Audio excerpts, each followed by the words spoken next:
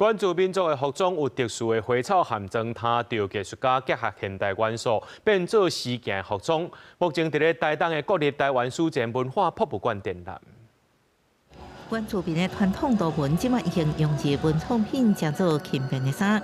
不过，即卖也有艺术家将传统原住民族服的样式，用日即卖的服装设计，亲像赛德克族的国宝艺术家张凤英的作品，用日大陆底下流行的套装，看起来少年个活力。也有用日阿美族真爱采集食物的惯势，用伊因耳技法做成家族图文的现代服装。台湾族艺术家将传统的图文用大布绣技法设计做礼服，将流行衫重新定义过去间的第一重要场合，将看到的原住民服装演进入时代潮流。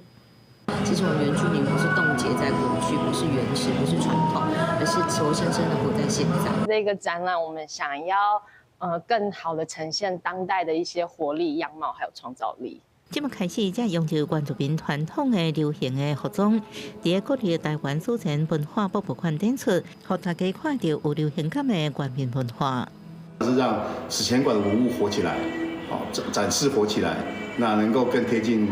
大家的生活，那甚至在生活里面找到时尚感。书展馆表示，即摆展出28位设计师超过40件各族原住民流行服装甲配件，记者综合报道。